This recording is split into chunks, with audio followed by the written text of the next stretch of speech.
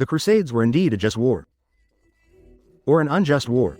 Those who support it as a just war believe that between Muslims and Christians, there were long-standing religious and political conflicts. This was due to Muslims having previously occupied Jerusalem and persecuted Christians.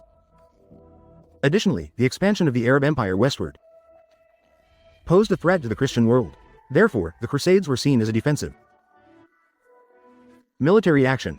They were considered a just war. Those who believe that the Crusades were an unjust war argue that the Crusades led to the deaths of millions of people. Apart from Muslims, Christians and Jews were also persecuted. The root of the Crusades lay in Europe's ambition and greed. Europeans coveted the lands and wealth of the East. This led to the initiation of aggressive and unjust wars.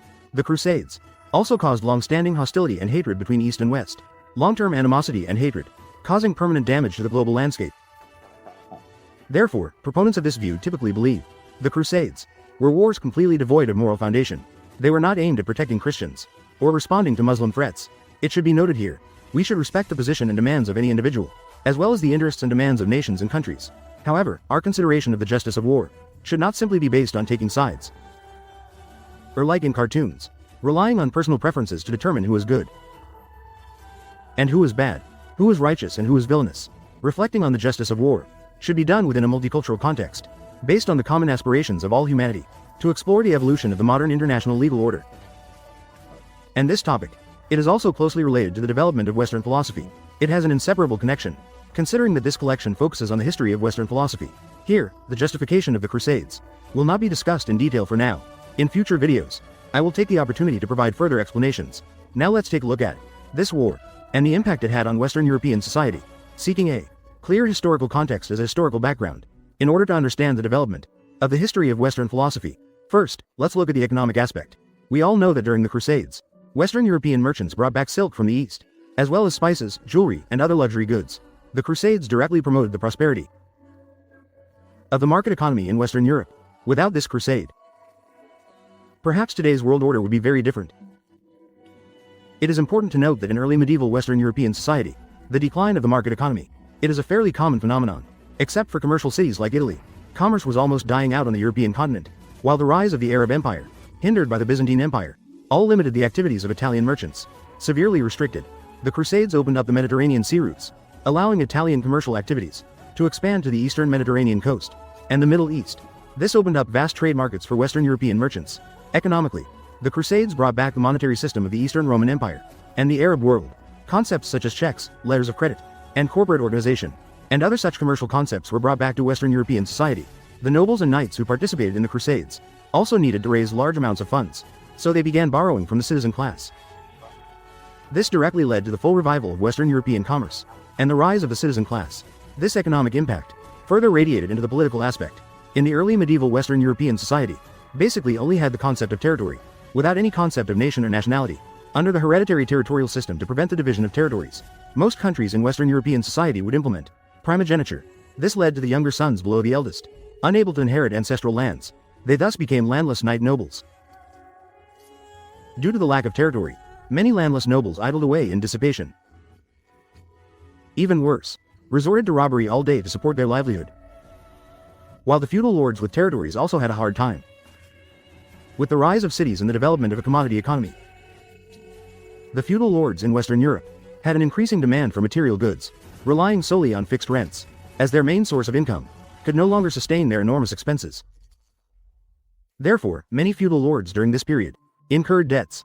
Consequently, it was advantageous for various Western European countries to gradually break away from the state of feudal fragmentation and move towards a form of political unity. With the Eastern expeditions, the authority of the church also faced significant challenges. Nobles and knights became bolder in pursuing personal interests and secular power without restraint.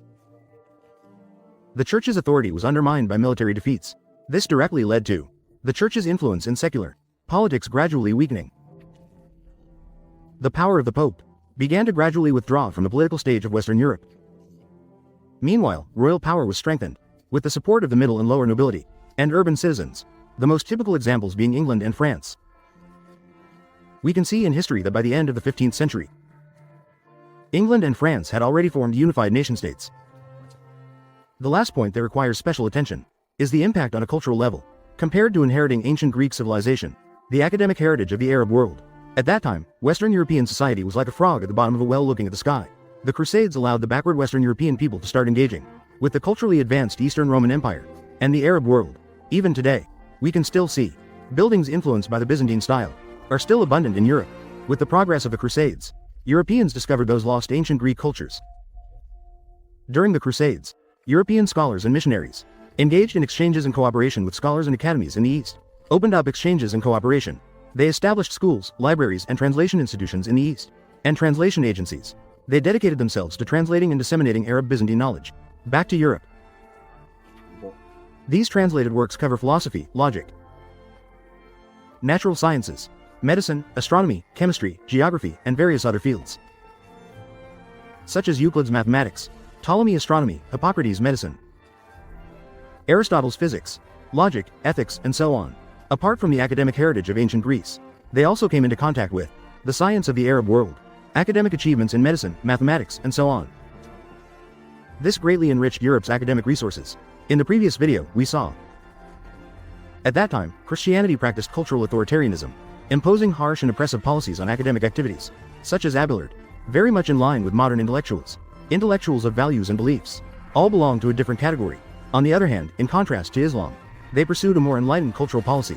This is also the fundamental reason for their academic prosperity. Under the religious culture of Islam, Muslims usually regard scholars as guardians of knowledge and wisdom.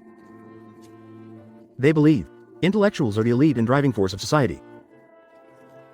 In the early 9th century, the Caliph of the Abbasid dynasty once provided theoretical support for Islamic theology, organized a group of scholars to undertake a large-scale translation of ancient Greek philosophy.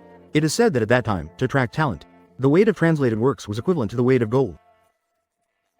As a way to compensate scholars based on this calculation. Therefore, two completely different cultural policies can fundamentally impact the level of prosperity in academic activities. A region under cultural authoritarianism inevitably cannot foster academic prosperity. Even if it does, it is also massive plagiarism and fraud, creating an academic bubble through deceit. Essentially a false prosperity. By the 13th century, we can see, in Italy, France, and England, almost every major city had established universities. Aristotelianism began gradually replacing Platonism as the theoretical foundation of Christian philosophy. By using Aristotle's philosophical ideas, they argued the highest doctrines of theology, notably by the famous Thomas Aquinas. It can be said that the Crusades brought back the ancient Greek academic heritage, directly leading to the flourishing of scholastic philosophy. In the 13th century, laying the groundwork for the later Renaissance movement, this laid the groundwork for future historical developments. Meanwhile, Aristotelianism played a significant role through the emergence of a philosopher from Arab Spain, Avicenna, who had a significant impact. Next episode, we will delve into the main philosophical ideas of Avilo. Follow me to explore philosophy in a simple way. Friends, see you in the next episode.